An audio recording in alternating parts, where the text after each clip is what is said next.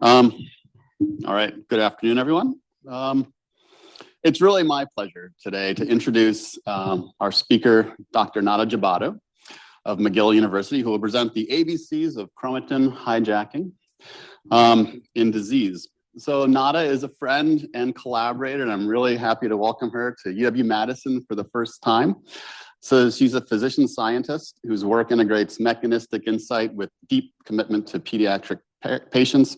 Her work has repeatedly reshaped how we conceptualize pediatric brain tumors and connect chromatin biology to disease definition, development context, therapeutic opportunity, and patient care. So her training spans biochemistry, immunology, and clinical pediatrics. She has a master's in biochemistry, PhD in immunology, MD, all in Paris. She did training at the Institut Pasteur, postdoc training in biochemistry at McGill before starting her research program there in 2003. So she serves as a professor of pediatrics and staff physician in pediatric hematology and oncology. And over this period, she's built a field-defining infrastructure, including iChange. It's a TCGA-like consortium supported by extensive collection of pediatric brain tumor specimens. So many in the audience know Dr. Jabado from her 2012 discovery that represents really an inflection point in biology and cancer biology is the identification of these recurrent somatic mutations in histone H3 in pediatric high-grade glioma. So this work really established that a core chromatin component, histones, can be the primary oncogenic event. And it helped define what we now know as oncohistones. So her team went on to connect these mutations to distinct DNA methylation patterns, neuroanatomical location, age, and this helped inform the WHO classification of brain tumors for their 2016 and 2021 classifications. So I can say personally that this discovery really redirected the trajectory of my own research. I was a postdoc working on histone variant H3.3 and its chaperone DAX, and when I read Nada's paper, I was floored. I remember it vividly. It was a Sunday afternoon in late January in 2012 when I read the paper. I emailed my postdoc mentor, Dave Alice, expressing something that was close to disbelief at what the field had just been handed. I mean, giving the compelling logic that they found, 3.3 in genetic implications, they found these mutations in 3.3 and DAX and ATRX mutations. That night, I ordered primers to engineer the mutation. It was one of those rare moments when a result instantly reorganizes your sense of what the most important questions are. And her work extends well beyond the initial oncohistone discovery. They have established generalizable principles in pediatric cancer biology. For example, lineage context, how cooperative oncogenic partnerships shape tumor initiation and progression. Her group has identified the cell of origin for G34 mutant gliomas. I could just go on for the next half hour, honestly, about all the cool discoveries her lab has just made in the past 10 years. And Dr. Jabado has been recognized with major awards, including Officer of the Order of Canada, UNESCO International Award for Science, election as a Fellow of the Royal Society of Canada. She holds a Canada Research Chair in Pediatric Oncology and has received multiple national prizes recognizing excellence in research and leadership. So again, I'm very excited to have Nada here. So please join me in welcoming Dr. Jabado to talk about the ABCs in disease and chromatin hijacking.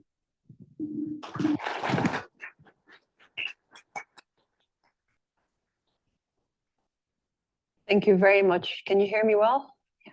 Thank you very much for the very kind introduction. I cherish people make science and the fun part, and we are lucky in science in that we get to meet people that excite you even more than you're excited usually and inspire you, and Peter is one of them. I still remember the first time I ever met him. It was in the office of somebody else, and I was speaking of Hira, and he told me, no, it's here A, and more than that. So it's, again, for those that are studying their science path, never think that it's a time where you should stop. It's really, you're so lucky. You're really so lucky because based on the amount of tools that we have, on things that the knowledge, the leaps that we're going to make, that you are going to make are humongous. So don't be depressed by whatever people is telling you. It's really not true. We are really at the time where we're making, like I'm a Trekkie, like Star Trek leaps into knowledge and knowledge translation. To translate, you need knowledge, and knowledge is really what you could give best to your community. So thank you for the invitation, and I'm very happy to be here, and I'll bore you for the next hour with the mutation. And this is what I think, this is my disclosure, I have none, but I think this is what he would have thought had he been at that time. And this is a slide that I stole from Dave Alice, and Dave was one of the ones that put it. So Nature journals selected our discovery as one of the 20 milestones in the last 20 years in cancer. This is a discovery that I share with a group of Susie Baker, my group, at the same time that her group uncovered those histone mutations I'm going to tell you about. And it's a new mechanism of creating cancer that I'll tell you about. I am a clinician scientist, and I work with patients with cancer, and I selected to work on brain tumors because at that time in kids, there was nothing known about them. So I worked on high-grade glioma, and when we did our exome sequencing, that was in 2011, I got the result in June. The paper was submitted in August, accepted in December, published in January. It tells you how fast sometimes something can go. And what is it that we uncovered? We uncovered actually somatic, recurrent, gain-of-function mutation in histone 3 genes. Any of the histone 3 genes, 3.3 or 3.1, and multiple 3.1s, a lysine 27 changing to methionine, mutually exclusive with a glycine 34 changing to an arginine and more rarely to a valine. And both mutations, as you could see, were mutually exclusive with a previously identified IDH mutation in those gliomas, high-grade glioma tumors in children and young adults, and needed partnership in order to mediate oncogenesis. And they found the same partner, TP53 mutation across the board, and loss of function, ATRX mutation. And this is in here, you already have a bias, because in this, we had elected to work on tumors that were in the thalamus and the hemisphere supratentorial, as we call them. The pontine tumors, I'll show you that, don't have ATRX. They have the 3.3 or 3.1 K27M, but they do not have ATRX. They have P53 and have other things. And when you start kind of collecting this data and you have clinical data, then you ask the right question. So what I want you to get from this slide is K27M can occur on any of your histone 3 genes. G34 will only love and love forever histone 3.3, and this is where it's going to go. And the histone 3 mutation are barely 5 to 10% of your total histone 3 pool. And they are heterozygous, somatic, and as Peter and others has shown, gain of function mutations. And having access to clinical data allowed us the following. If I see a kid, and this kid is 3 to 6 years old, and will have a tumor in the brain pons, it's going to be what used to be called a DIPG, diffuse internecine pontine glioma, which are now called DMSH for diffuse midline glioma, just to confuse people. And those tumors will be 3.1 K27M, and their major partner in crime is not P53, it's gain of function mutation that are also somatic in a gene by the name of ACR1, which is a serine threonine receptor kinase. A little bit older, still in the brain pons, and this could go from 5, 6 years until 12, you'll have still in the pons, and it's going to be 3.3 K27M and mainly associated with P53. And when it doesn't find TP53 mutation, it's going to find mutation in PPM1D that mimic TP53 loss. Slightly older from that, and this goes from 12 to 80 years old in the thalamus, only 3.3 K27M, mainly TP53, their associated mutation. And in the rare cases where they don't find it, they will find mutation in FGFR or EGFR, or sometimes BRAF mutation or other receptor tyrosine kinase that will mediate the oncogenesis. And the rare tumors that are in the cerebellum and in the spine also occur in older adults, are 3.3K27M with any of those oncogene. And the very rare tumor that don't find the K27M mutation are going to be expressing a new gene uncovered in 2019, if I remember correctly, by the group of Marcel Cole and Dave Allison. It was called CXOR67, and then it was named EZIP for EZH inhibiting protein. And Peter and others have shown that it contains a sequence that mimics a K27M on the histone 3 tail, and it's called EZIP. And those are the tumors, and they, similarly to K27M, need partnership in crime in gliomas. And so the midline is a story of a K27M or a K27M mimic. And if you go to the cortex, now 13 to 35 years of age, mainly temporal, close to the frontal lobe, G34RV in 3.3, always associated with CP53, and the vast majority with ATRX loss of function mutation. And they're mutually exclusive with the IDH mutations that are more in the frontal lobe, that are targeting older patients, still young adults, and also need TP53, and as we showed, ATRX mutation.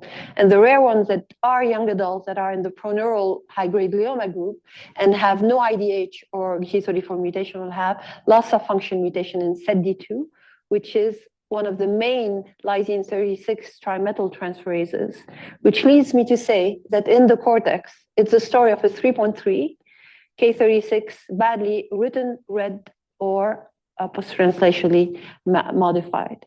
So in short, gliomas in kids and young adults are a story of two lysine, one in the brain midline, which is a lysine 27, and one in the hemispheres, which is a lysine 36, that are badly, that are co-opted in oncogenesis. The other thing that came, the group of Adrian Flanagan and Peter Campbell, in a year after our discovery, discovered in bone tumors, giant cell tumor of the bone, G34W, not G34R, rarely G34R, and also on histone 3.3, and lysine 36M, also here in histone 3.3, in there. So those are the main oncohistones for me. Why do I call them the main oncohistone? Is that those are the driver. They are heterozygous and present in every single cell from beginning to end. And I'll show you what they do. And just to show you, we went and actually with in collaboration with Jabado Nazarian, who had a lot of autopsy samples, what we did, we took those tumors and we did like very, very deep sequencing in order to see from different areas which one was the first event. I told you that they are associated with CP53 and ATRX. What is it that's happening? Here I'm showing one example, but it's the same for all of the tumor that we studied. The K27M mutation is present across the board in every single tumor cell. Very fast will acquire TP53 or the ACVR1. And this is for you, Owen. This mutation in here, if you look, the vast majority of the tumor that look white in the one down here has ACVR1 and K27M and looks normal, because people would, even the ones to this one here, they would say it's absolutely not too much, a little bit more proliferative. The one that is looking angry, vascular, and whatever, acquired a PI3 kinase mutation. And those are subclonal, and this is the oil on fire. So those mutations arise very early, co-opt other mutation, and they need other things to be oncogenic. I'll go fast because a lot of things have been published. It's just kind of to set the stage, and I'll give you a little bit of snippets of things that are either just accepted or in the making. So having had this is development. You saw with the age, the tumor location is development gone wrong. And we had other data on other brain tumor that showed us that really a lot of things are development gone wrong. So what we did in collaboration with Claudia Kleinman and Michael Taylor, who are amazing collaborators, we went then on an odyssey where we acquired and generated multiple data sets on the single cell level, spatial level, three-dimensional level, ChIP-seq to the wazoo for any histone mark that you could think of, and even also transcription factor. We generated mouse model, whatever we could get our hands on, mice, induced pluripotent stem cells, and the fly models. And we created a blueprint of the developing brain in the different area that we were interested in. And the same thing on the tumor that we studied, tumor from human or cell lines or the model that we had, and we projected in order to say, when is it that they arise? And why do they need those associated mutations to kind of make their oncogenesis? Let's start with K27M. As I told you, you have 3.1 mainly in the pons. I have only one case that is in the thalamus, always in the pons. Most of the time associated with ACVR1. The 3.3 are in the pons, in the spine, everywhere in the brain midline. Is it they arise in the pons and they migrate elsewhere, or they arise in the area where the tumor is present? This is what we wanted to tackle. And the group of Mario Suva, with Mariella Philbin as the first order at that time, showed that those K27M mutant in 3.3 were actually originating in oligodendral progenitor cells. If you go to development, OPCs are generated in humans in multiple waves. There are multiple waves that are prenatal, that get actually completely wiped up, and a postnatal wave that kind of brings all of the oligodendrogenesis. So we asked ourselves, is there any link between the different waves and how they were? And what we did is we acquired multiple tumor samples, multiple cell lines, and we did what we do, like this huge, massive, next generation sequencing, but with a question. An exact question, and I'll spare you if you want. You could go and read the paper. I'll give you, this work was really led by Ashot, who was a postdoc in my lab, by Shakur, who was a graduate student in my lab, and Celine, who was a graduate student co-supervised with Claudia's lab. And what we found is actually if you are a histone 3.1 K27M, you actually arose in the first wave of OPC development. It's a wave that is a Sanji hedgehog dependent, that is in the ventral pons. And the main transcription factor is an NKX6.1 ventral OPC. And there is something important, because in the pons, you have the ventral pons and the dorsal pons. The ventral pons have 0 BMP signaling, whereas the dorsal pons have gazillion BMP signaling. It's PAX3, and this is the second wave that is hit by the 3.3 K27M. Why am I saying that? If you want to remain an OPC in an OPC stem state, you need BMP signaling. If you don't have BMP signaling, you differentiate. So in the ventral part, those OPCs needed to acquire ACVR1 mutation, which rendered them able to have ligand-independent BMP signaling, which helps them maintain their stemness, which explains why they need it. And probably it's 3.1 and not 3.3, because this first wave of OPC is very highly proliferative. 3.1 and 3.2 are synthesized during a cell cycle. 3.3 is present throughout. If you have a mutation in 3.3 and your cell is cycling very fast, the likelihood it'd be very dilute, it's super high. So you need something, a mutation that's really being produced as the cell is being divided. And probably that's one of the reasons why it's 3.1 that gets selected. Then the second wave of OPC is in the dorsal pons. It's baking in BMP, so it doesn't need ACVR1. But it's a little bit older, so probably TP53 is needed to have this tumor be maintained and tolerated and generate a tumor. And we're working more on understanding what TP53 is there. And what we showed is that the tumors in the thalamus arise not in the pons and migrate there, but they arise in the thalamus proper at the stage of prosomere 2. And one of the things that helps us do that is the Hox genes. The Hox genes are mainly expressed, they are very important in patterning, and they're mainly important in patterning in the brainstem and in the spine. And they actually allowed us, using the Hox gene, we have a temporospatial zip code to know after which patterning state those mutations arose. Not when after, but just after. We know that they didn't arise earlier, but just after that. And so that gives us actually amazing tools to model those mutations and to target either the ventral pons or the dorsal pons if you wanted to model 3.1 versus 3.3. And the thalamus if you wanted to model that. And this is where, okay, I told you it's development. I showed you for K27M the lineage and whatever. Why K27M? What does it do? For me, when I was thinking about it before, I'm putting already the story here, before Peter got interested in that. Methionine, it looks like a monomethylated lysine. It's the most closest mimic. It's the only monobranched amino acid that's real. There's isoleucine as well, and we have actually rare K27I. But I didn't understand why. And then came this beautiful paper. You spoke about my paper. I still remember how I was like, oh my God, that paper. Peter was a very young, very talented postdoctoral fellow. He still is very young. He still is very talented in here, in the lab of Dave. And he had this idea. He created the alphabet. I'm sparing you. One of the most beautiful paper I read, and it's not because I'm invited by him. I always say it. And he did one of the most astute experiments. We didn't know of K36M by then in human tumors. We didn't know about K27I. I had the data, but he didn't know about that. And K4, K9, K27, and K36, the lysine in there, if you switch them to an M, each time you have the same thing. And this is a slide that I stole from him. And you have actually a trans effect. Remember, I told you it's barely 10% that's mutated, and still the effect on the methylation, not only the tri, the mono, the di, and the tri is like humongous. And this is due to this, and it is because it's a monobranch that goes like glue and make the metal transferase domain much less effective in methylating that residue. So it's almost like a normal inhibitor.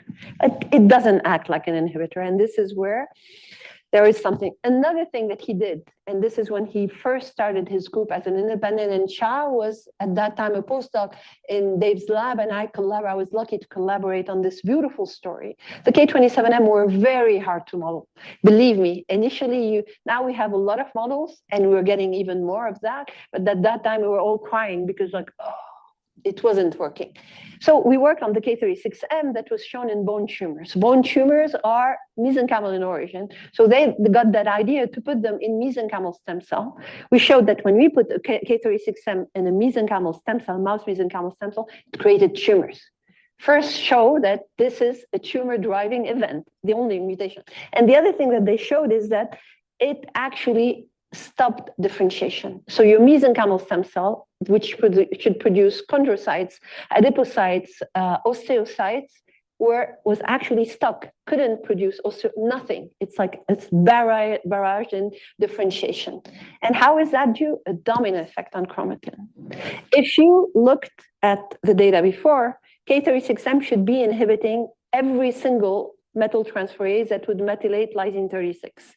Mono, di, and tri should not be there. And here is also another gift to the community that Peter gave is the importance of the lysine 36 dimethylation.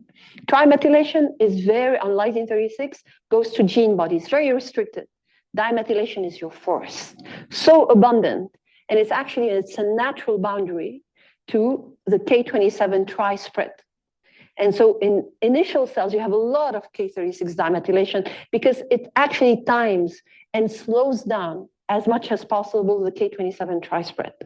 So you have domains that are gene accretion that are pasted with K27 tri, as here, and this is where your polycomb PRC1 would come and repress, an area in your intergenome where you have the same repression, and other area that are lysine 36 di that are more nimble, get DNA methylation, but it's a more nimble things, they are more activating, and they're probably timing the spread of the K27 tri or limiting the spread of K27 tri. If you have a K36M mutation, what's going to happen? You're inhibiting NSD1, NSD2, and everything. You're removing the lysine 36 di, and the loss of the lysine 36 di allows the K27 tri to spread. And there you spread PRC, but you don't have enough PRC. So you get two things, a dilution of your spread because areas that should be repressed become expressed, and areas that should be expressed become repressed. And actually, Peter was able to show that by knocking down ring 1B and ring 1A and ring 1B, which are the core component of PRC, you're mimicking the effect of the loss of K36M. So the other message here that was very beautifully shown is that on chromatin, the loss of one mark, it's like an invasion. If somebody, there's no desert, unless you are a small little island in the desert of Gobi, which doesn't exist probably, you really, if something is lost, other things replace it. And it comes not in gains, but also in loss. Okay? So those two things are very important, and he showed them. And this is what led to sarcoma development. Let's go back to K27M, because this is what I want to understand more. If you look at the tumor, up is a K27M wild type, and down a K27M mutant. What's brown is K27 trimethylation done by immunohistochemistry here. This is probably blood cells or immune cells that are internal control, that it's not the antibody that didn't work. You feel that, oh, there's no more K27 trimethylation. Not true. This is where it's not a complete K27 tri-inhibitor. What was present, there is still residual peaks. I call it the peakiness project. And you cannot imagine how much anger, dialogue, non-dialogue happened between multiple different groups. And I'm happy to say that in the end, we ended up being right. What happens is you have those residual K27 tri. Anything that's red is a K27M tumor. Anything that's blue is a K27M wild type. And what I'm showing here is also true in isogenic lines where we CRISPRed out the K27M mutation. You have those peaks, and you have way more spread in the wild type. You have K27 dye that's spread. So the tumor, the mutation is not restraining on chromatin, on nucleosomes that are mutating this, because the PRC2 can spread. And you have them in the area where your K27M, where your PRC2 is landing. I call them the CPG island, the landing site of PRC2. Those are right, and there you're able to deposit a K27 tri. But what I'm going to show you is that this mutation, while the mono and di can spread without any problem if your cell cycle is not too fast, the tri will never, ever be able to spread beyond the initial docking site of PRC2, which are those CPG islands. So in here, you have 3.1 lines, 3.3 lines, and you have EZIP expressing tumors, and a K27M expressing in another brain tumor called posterior fossa ependymoma EZIP, and K27M can appear in another brain tumor called posterior fossa group A ependymoma. If you look at the K27 tri, you see those peaks. Those mutations really prevent the spreading of the K27 tri. They decrease the deposition and prevent the spread of the K27 tri. Look what happened for the K27 dye. The K27 dye spreads absolutely normally in the posterior fossa ependymoma, despite K27M or EZIP expression. And the 3.3, people would say that it is spreading even a little bit more than the 3.1. And if you quantitate it, those are the numbers. One thing that's uniform is the K27 tri is unable to spread. The K27 dye spread differentially. Is it because of the mutation or the cycling rate of the cell? So what we did, we took a tumor that was a 3.3, we CRISPRed it out, and we added back 3.1. And when you do that, you don't get new sites. You really get the same site and the non-spread. And it is exactly the same. The K27 dye does the same thing. So what this led us to kind of actually postulate, and I think it's true, that the only effect that's universal for 3.1, 3.3, and EZIP is to restrain the spread of K27 tri to the landing site of PRC2. In this case, it's a CPG island that are the original site of landing of PRC2. It's not redirecting it to other things. For example, in cell lines where I overexpress PGFR alpha, if I do a K27 tri and those lines are K27M mutant, I will see a big fat K27 tri potato on the endogenous promoter of PGFR alpha, which tells me that you could still recruit PRC2 elsewhere. But it is stuck. The K27 tri will not be allowed to spread from this CPG island. And you'll see why I'm insistent on this fact. And so when we remove the mutation, we have no more tumor. Those are cell lines that are PGFR alpha amplified, overexpressing, that have TP53 log, sometimes MYC amplification. This is one example, but multiple different cell lines. Another group using shRNA have shown similar, like, increase in survival. No more tumor. So we luciferase them, and we retrieved the brain of mice. Some were at the end if they were K27M, or asymptomatic, 9 to 12 to 16 months after we had injected those cells. We retrieved and we did single cell analysis. And what we exquisitely show is that actually the OPC, the radioglial cells that are committed to oligodendrogenesis, are completely stuck in time. You differentiate a little bit, but barely. And the moment you remove the mutation, those cells differentiate. So we've humanized the brain of the mice. Those mutations have actually, exactly like the K36M, you're preventing an OPC that to differentiate into oligodendroglial progenitor. You're really stopping them at those stages. You have a few escapers, but barely. So the way we view now is that PRC2 in a normal cell will land in a progenitor. There are areas that need silencing, like those are the polycomb target genes that are silenced, and the stemness genes that are expressed by the different other complexes that favor expression. If you get in a progenitor a signal to differentiate, your silence genes that are mainly differentiation gene will be expressed, and your stem gene will be silenced, as I'm showing in that very naive schema in here.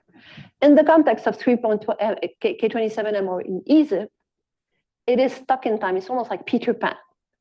It's the same progenitor state that goes multiplying, eternal, and acquiring additional mutation in order to that. So the main effect is I'm stalling differentiation. And this is associated with K27 tri being very peaky and unable to spread beyond the CPG island. Then comes the question, why restraining K27 tri spread to PRC2 nucleation side lead to stalled development? And if you think of K27 tri as a big magnet like Peter Lewis, and you think of CBX2, which are other chromodomain, and I'll tell you more about them, as the fan club, I'm going to tell you the role of a romance of Peter and his fan on chromatin. So indulge me with this. Sorry, Peter, I couldn't help but do it. This was done in collaboration with Chow. Brian was a graduate student in my lab when we started this project and is now a postdoc in Chow's lab. And Frank is an amazing bioinformatician who went to industry, and despite the fact that he's getting a lot of money, he worked on this like a dog, pro bono, just because he loves science and good science, and I hope you'll find it good as I do. So we had done Hi-C. Hi-C is, you look at the three-dimensional profile. We had spent a lot of money. We did it on tumor, on cell line, on CRISPR's isogenic line. And I was like, okay, what is it that we're going to get? Nothing. I was crying, not of joy. It was really despair because there was zero, like your TADs, your compartment. There was nothing wrong. And then all of a sudden, somebody noticed those higher range interaction. I don't know if you see this dot here. It's a higher range interaction. And what was beautiful in those higher range interaction is they weren't random. They were the same in every single cell line and in tumors. And they were really centered on K27 tri-peaks. And the moment you actually remove the mutation, CRISPR K27M, you had a spread of the K27 tri and no more higher range interaction.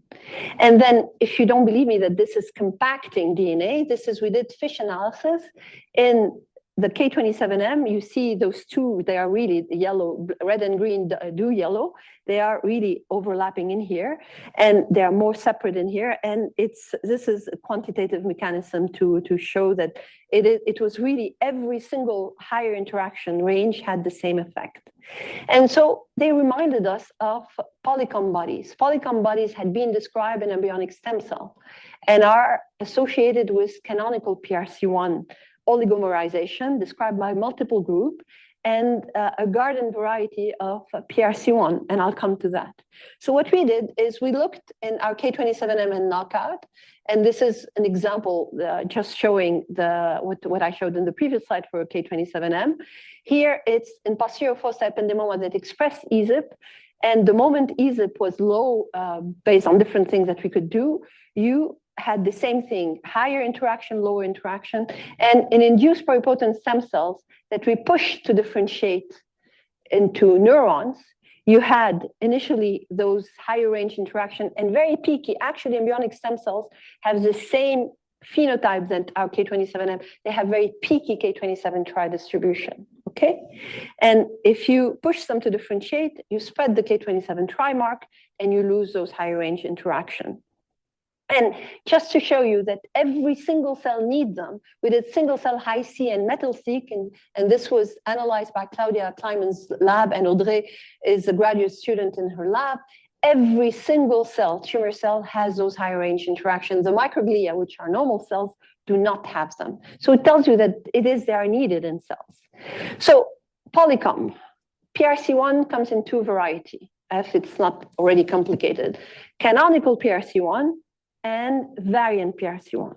Both canonical and variant have the ring 1A, ring 1B, but it is thought that it is mainly the variant PRC1 that mediate the deposition of the ubiquitination mark on histone 2 that actually spread this repressive mark over there.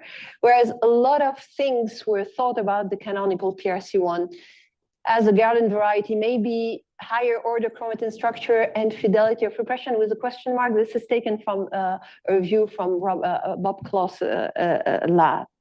And so we went back and we looked. You have, if you are a canonical PRC1, you have the CBX chromodomain, 2, 4, 6, 8, and 7. And they recognize K27 tri and K9 tri for some. And they bring canonical PRC1 on chromatin. Bob Kingston showed that actually CBX2 can mediate liquid-liquid phase separation through its intrinsic disordered region, its IDR domain. And this is dose dependent. The more CBX2 you have, the more liquid-liquid phase separation you have. I'm saying that. And you have this PHC. PHC is another protein within this complex that mediate oligomerization of PRC1 through its SAM domains. So this is what creates those polycom body. So canonical PRC1 gets recruited through the CBX, and the PHC mediate oligomerization, and you create those polycom bodies that were mainly observed and quite so exclusively observed in embryonic stem cells. Okay. We don't know what they're doing. And the variant PRC1 deposit the histone ubiquitination mark, easy to understand. So we looked in using mass spec, what is it that was present in our cell lines? And we found that actually CBX2, CBX4, and CBX8 were highly present. And when we CRISPR'd out the mutation, the levels barely changed. So both of them were present, but they didn't change. Then we did ChIP-seq. And if you look, K27 tri here, anything the same code, red is K27M, the CRISPR'd line that of K27M is in blue. You have those peak in K27 tri, and you look at the ubiquitination, it's not changing. And the ring 1B is a little bit changing, but not much. So variant PRC1 doesn't seem to be affected in its distribution by the K27M. But look at the other CBXs and the PHC that are actually the core component of canonical PRC1. Each time you have a K27M, all of canonical PRC1 is localized where? On your K27 tri peaks. The moment you remove K27M and you spread the K27 tri, you completely spread every part of this canonical PRC1. And this is another way to kind of show it. So K27 tri, being very peaky, concentrate all of canonical PRC1 in specific areas that are very rich for K27 tri, which are those CPG islands that I spoke to you about. And if you look even more, if you look at repressive mark and whatever, this area that has those loops that I showed you is the area that is enriched in canonical PRC1 and in other repressive marks, the K27 tri being one of them. And then when you look at, are there those sites shared across the board? Those are multiple lines and tissues. They are really so shared between not only the cell lines, and you could say cell line are cultures on plastic and whatever, and can say no, the same things, the same than in tumors, and they are even shared with what we find in embryonic stem cells, in induced pluripotent stem cell. And they're quite specific to K27M and EZIP, because if you look at every single brain tumor, and we did Hi-C on a lot of different brain tumor, the only ones that would have this polycom bodies are K27M or EZIP expressing tumors. So this is really associated with K27M and ESIP. And it may be related to K27 tri being very peaky. If that's true, and I told you that embryonic stem cells had this very peaky K27M, if I'm able to spread in embryonic stem cell artifactually the trimethylation, I should see those loops dissolving. And this is what we did, and this work was done by Chow's group. What he did, in mouse embryonic stem cell, he used an NSD1 knockout. NSD1 deposit lysine 36 dye, and if you remember from Peter's paper, the dye methylation prevent K27 tri-spread. If you remove the dye, especially in embryonic stem cells, where NSD1 is one of the main one depositing this mark, you have a K27 tri being spread, and this was shown by other groups, not only by us. And the moment you spread it, you decrease those polycomb bodies. And what we did more than that is we overexpressed an EZH2 mutant that transformed the dimethylation into tri, so you spread the K27 tri artifactually. And even in this case scenario, you see the moment you spread the mark, a decrease in those higher range interaction. So you really need K27 tri to be very peaky and not spread in order to maintain those high range interaction. So I showed you that K27M knockout, if you remove it, you have differentiation, okay? And you don't have tumor formation. If I tamper those loops through tampering component of the canonical PRC1, I should reproduce the same effect. And this is what we strove to do. We initially used allosteric, before we did that, the moment you remove those loops, you start seeing leaky transcription underneath those sites. This is ProSeq that was done with the group of Karen Andelman. And the moment you push those cells into differentiation, you see a higher transcription rate in those areas that were underneath those loops. So those loops are associated with repression of transcription. And this is what I'm showing here. And this is true in tumors. I'll go fast on this. There is work that showed that CBX2 can mediate liquid-liquid phase separation. And this is dose dependent. If you have CBX2 spread across your chromatin, you'll never achieve the amount needed to do this liquid-liquid phase separation that would recruit the other member of canonical PRC1 and mediate those polycomb body. So you really need to have your beacon, the K27 tri, in very rare places in order to concentrate those CBX2 there. So this is what we sought to kind of show in there. If you remove other members like CBX4, nothing happens. You have those loops. You remove CBX2, no more loops. So really it's CBX2 that's crucial in there. So we started with an allosteric modulator. An allosteric modulator would prevent CBX2 from honing in on K27 tri in chromatin. It's really like a molecular glue that would prevent them from going there. You start seeing transcription. You used K27M, CBX2 knockout, the same thing happens. We use a mutant that we overexpress that prevent the oligomerization of canonical PRC1.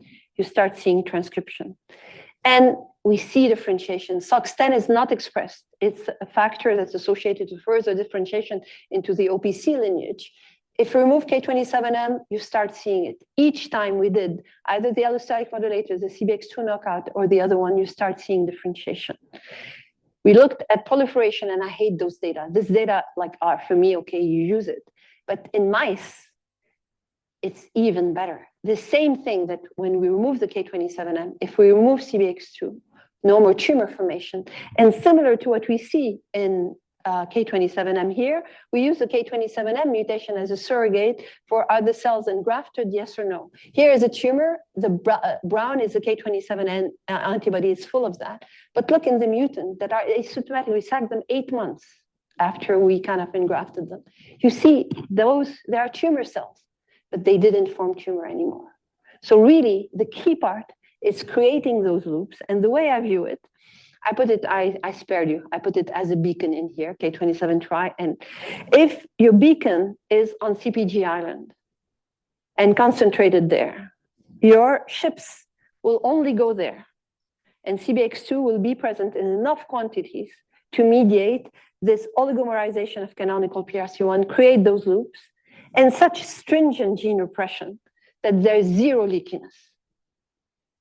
And the moment you spread your beacon, even a little, your ships are spread. You have no more the capacity to oligomerize canonical PRC1, even though you have repression. Okay? You leak right underneath. Imagine the stone, the Waddington stone, you gave it a pinch, it's going to go down. So you need stem states. This is a more scientific way of showing that. You really need the K27 tri to be very peaky. And this is why those polycomb loop are so rare. Not many progenitors are reliant on canonical PRC1 repression to maintain their stem state. And it so happened that the radial glial cells that generate OPC are probably in that type of need. And maybe it is because they are migrating through very dense regions and you can't have a stiff nucleus. So while you're trying to maintain stem to decide when you arrive at the end in what progenitor you want to kind of differentiate into, you need for those cells this canonical PRC1 repression in order to maintain stringent gene repression, stem identity. And this is what's co-opted in those mutations, the state in there. And this is something that's probably not only for K27M mutant tumors or EZIP expressing tumor, but could also be due to anything that changes the rate of the spread of those initial K27 tri peaks, or kind of is able to restore this super peakiness. I'm going to take 10 minutes to kind of speak about this G34 tumors, and this is work that was published, so I'll just go about it. I hope not too fast, because it's also showing how by just digging a little bit deeper, you could understand things. So the G34, there were two things that were surprising to us. Why only 3.3? And why the W I never find in the brain, and the R I barely, if ever, find it in the bone tumors in there. So we went, and beautiful work by Peter had shown that actually what you're doing is inhibiting the the glycine is your smallest amino acid. The bulky change to an arginine, valine, or tryptophan prevents the post-translational modification of the lysine 36, and especially ZD2, the trimethylation of ZD2. Okay, I think we live like that all the time. And we really don't look at, see the elephant, we look at small little things. And when you take a step backward, it's more fun. So when we look at those tumors, they were misdiagnosed gliomas. Some looked like more neural tumors, as they were called PNET. Others looked like more glial tumors, some glioneural. So a lot of people kind of debated at this, a lot of misdiagnosis. But when you do DNA methylation, they really, whatever they look like for the pathologists, they cluster in the same DNA methylation clusters that were probably biologically there as the same. So what we did, and this work was really led by Carol Chen, who was a postdoc in my lab, and Shreya, who was an MD PhD in my lab. And they took every single tumor that we had and was published anywhere. And they did this oncoprint, and they came to me and said, you know, Nada, there are way more PGF-alpha mutation in G34 tumors than in other brain tumors, whether K27M, IDH, or the wild-type tumors. And it's really quite striking because you have close to 50% of diagnosis that are mutated. And I'm not showing the expression because all of the tumor has very high expression of PGF-alpha. And at relapse, 80% are mutated, and most of the mutation are in the extracellular domain, but that's for another time. So when we did what we do best, we took the bulk transcriptome and we projected it on the brain atlas that we had. We came to our first surprise. Those are glial tumors, potentially. And actually, they map not to glial, but to interneuron progenitor and probably prenatal interneuron progenitors completely. When you look at the interneuron progenitors, they arise in the ventral forebrain in radial glial cells that they need to make a decision, a switch. Either they become interneuron and they express GSX2 and DLX2, 1 and 2, which are core transcription factors that specify this lineage. And those core transcription factors actually actively inhibit any OPC differentiation. And this is, they become interneuron. And when we looked at that, in looking at our atlas, GSX2 and DLX2 are expressed only in they're not expressed in OPCs and PGF-alpha. And I told you it's highly expressed, and I'm going to show you how highly expressed it is in those G34 tumors, is in in oligonuclear cells. So how to reconcile this conundrum? Well, 3D chromatin. PGR alpha, where is it? It's downstream of GSX2, which is a core transcription factor, as I told you, for iPSCs, for interneuron. And it has an enhancer just upstream of that. And when we looked, there was actually a three-dimensional loop that actually put the enhancer of PGR alpha right next to the enhancer of GSX2, right next to the promoter of PGR alpha. And actually, while you're producing interneuron, you're producing a lot of PGR alpha at the same time. Then comes the question, is this loop present during development and silence after that? So we went back and we looked at ganglionic eminences. And what we saw is that in induced pluripotent stem cell, ganglionic eminences, but not in cortical cells, you had this loop, but the PGR alpha was silenced. And the effect of the mutation is probably to unsilence the promoter of PGR alpha and to allow its expression. And actually, this explains why those tumors are very rare, because they can only target interneuron progenitor, because the real oncogene here is PGR alpha. And it's PGR alpha that makes them masquerade as glial tumors. So two things, I can target PGR alpha. And now to model, I need to model an interneuron progenitor in the ventral forebrain. So this tells you that, and it is a switch during development. And those mutations, similar to what I told you about the OPC, this is a very specific chromatin architecture that's being co-opted in by K27M and EZIP. The same goes for G34. They really need windows of development where they can express their oncogenesis at full. So when we were modeling cancer and we did direct knock-in for the histone 3.3, we came across this completely unexpected neurodegeneration phenotype. What we did is we did direct knock-in in two different strains, and they had the same phenotype. G34, neurodegeneration, G34W, nothing in the brain, but a lot in the skeletal muscle and elsewhere. So what we showed is that the mice, they would be born fine, but the G34R had progressive microcephaly, so their brain would shrink with time. And I'm showing here an example of the cerebellum with the G34R. The G34W had really nothing in there.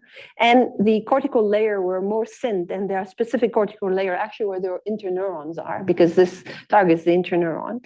And you had a lot of inflammation, a lot of GFAP being expressed, and IBA1 is a microglia, one that is expressed in those. So those were really inflammation and microglia that's in there. This shows, because G34R have this phenotype and the G34W don't, that those mutations are not equal on chromatin. There's something different that's happening in there. And when we worked with the group of Ben Garcia, it seemed that they differentially affect the methylation of the lysine 36. Whereas the G34 is really severely hampering di and trimethylation. It's not to the same level for this. Why di and trimethylation of lysine 36 are important?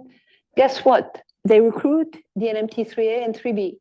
Lysine 36 tri mainly recruit DNMT3B, and lysine 36 dial mainly recruit DNMT3A, work by Chaolu that showed that beautifully.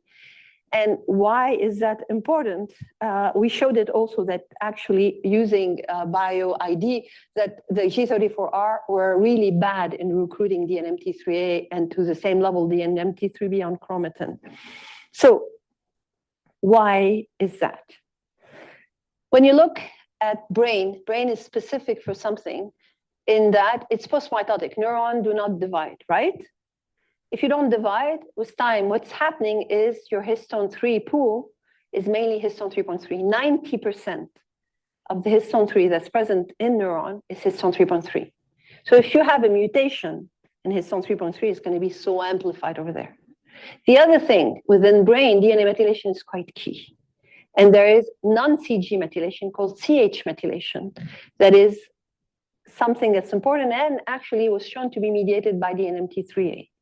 So what's happening is, in the context of G34R, lysine 36 di is badly deposited. It's badly put on anything, so this is just showing. By extension, DNMT3A is badly recruited. By extension, DNA methylation is really not happening, and especially the non-CG methylation, the CH methylation. And why is that important? Because this CH methylation is an area that's needed to cover what?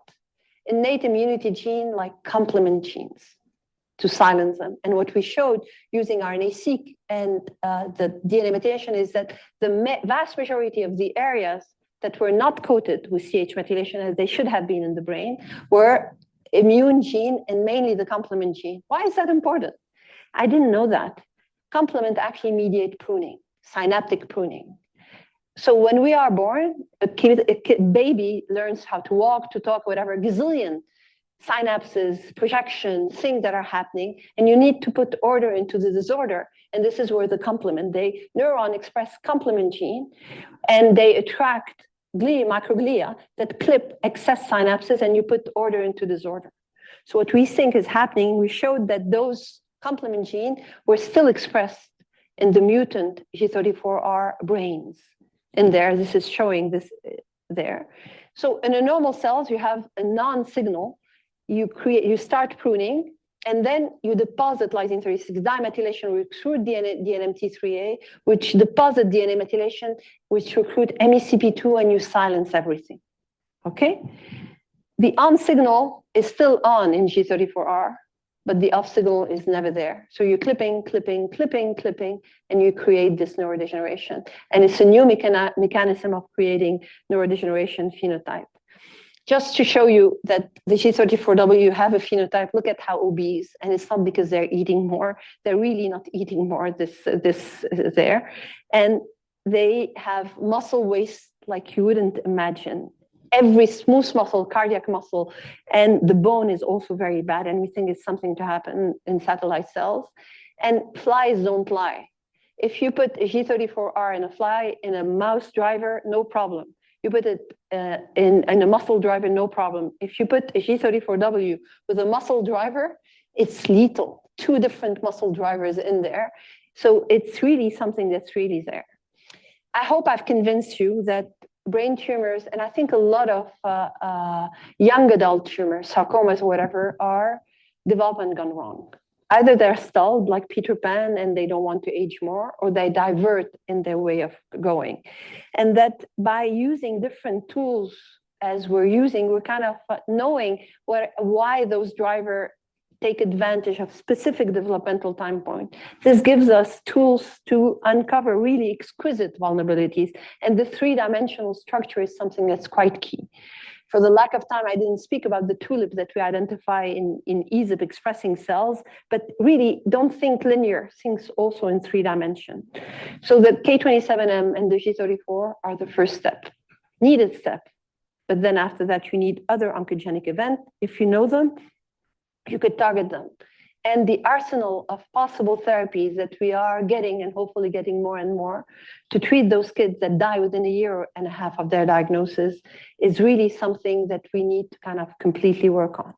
And I hope I've convinced you that every amino acid matter, and it's not me who said it, but Dave, a dear, dear, dear friend that I was lucky to have met and worked with.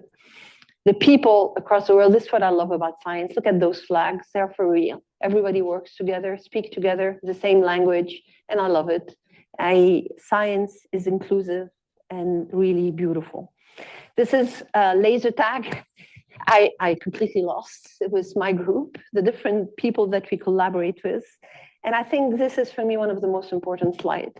I could dream, but if I didn't have amazing people that I worked with, whether within my lab or outside of my lab, those are the genies that gave the Rosetta Oncohistone to a lot of us. Thank you.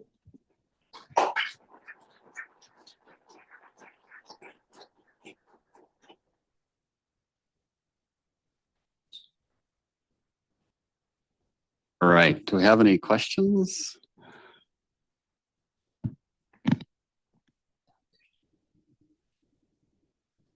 Very interesting talk. So I'm thinking a lot about the mutation itself that H3.3 K27M. And so, I mean, I presume you would predict it's having it roughly the same frequency in all somatic cells is just having a brain-specific effect, or pretty much brain-specific effect, it sounds like. And how many loci are there for H3.3 in the human genome? 5? No, 2. There are 2 genes that encode 3.3, H3F3A and H3F3B. There are about 15 genes for 3.1, and there are multiple duplications for 3.2. Okay, so the 3.3 specific, you really only have 4 targets. Yeah. Actually, it's when you look at the sequence, whether it's H3F3A and H3F3B, it's the same. You need one single nucleotide change, and they only happen on H3F3A. In all cases, you just need single nucleotide. Only H3F3A. Okay. And with that codon switch, if you had a different codon there, would it be less likely to get that substitution? So that the work of Peter, where he did different switches, whatever, they don't have the same effect. The isoleucine has the same effect than the M. No, I know the different substitutions that have the same effect. I'm wondering if the DNA nucleotide, the trinucleotide codon, is particularly, you said it just needs a single substitution. Is there a different, I don't remember my code well enough to know if there's a different lysine codon that wouldn't be so susceptible. I see your point. Yeah. It's funny, I didn't look at it this way. So I didn't see if it is, no, I didn't look at it this way. No. So, you know, if there were different sequences in the 2 different loci, then one might be more susceptible to the conversion. They're the same, it's the same. Same DNA sequence. Same DNA for that specific codon. Yeah. We looked at that. I looked, and I know that it would have been one single nucleotide change to get an M in both cases. So the question is whether you could engineer a different codon into humans at that position that wouldn't be so susceptible. Yeah. I'd pay for that. Yeah. Yeah, I think that the isoleucines that are seen, it requires a 2 nucleotide. Right? No. You go from an AAG, which is a lysine, so maybe to an that's why they're less ATA. frequent. Yeah. There is a G34L that also requires 2, right. And this you find It's from time to time. It's less frequent, exactly. But it's so you really, there's something that's pushing to get this like a gain of function effect. Did you someone have a question over here? Oh. I was thinking about the peakiness and the locking it into a stem cell like fate. And so do you think that we can chat about it later, but in terms of, is it particularly important then that these peakiness, because it's also in the iPSCs, right? That it's occurring in these cells because they're already sort of prone to be peaky and it's locking them in? I absolutely think that. I really think that the moment this mark spread, we tried to model it. This is why it was very hard. Yeah. If we do it too late, even at birth, so we tried in mouse model, it never works. We really needed to go in utero to create the first models in there. And actually in the model that were generated, not in utero, but using transgene and whatever, it's only after E12.5 and adding 3 different, you have TP53, K27, and you need PGF alpha. If you don't have PGF, you can't get it. And this is why it's really a window of opportunity that's quite very narrow. Unfortunately for those kids, they hit it. Thanks. It was a beautiful talk. I just wanted to ask a little more about what you mentioned about how H3.1 is more restricted to the pons and H3.3 seems to be occurring in more diverse regions of the brain, and just where you're thinking about that. So what I think is, it's very true, because not only our data, and if you go, and now there's more and more sequencing, and there's more than 400, 500 tumors that are out there, if not more than that. We have one case, and I know of another where 3.1 was identified in the thalamus. You only find them in the pons, and you find them, I know if the children are younger, this is what you're gonna get, okay? Why is that? I think it's because of the proliferation rate of those progenitors. So it's very dirty explanation, but that's the only one I can kind of, for now, that would make sense. Or, and you know, there's even something more striking than that. I said that there are 15 genes that encode for 3.1. Out of those 15 genes, there are probably 7 or 8 where you would need only one substitution to get the K27M. Still, you mainly found His1-3B and rarely His1-3C that create the K27M. So also what histone 3.1 you're using in that cell line, in that progenitor. I think you need, because it's produced during the S phase, it's less likely to be diluted and the effect will be more strong. Any additional questions? If not, let's just give Nada another round of applause.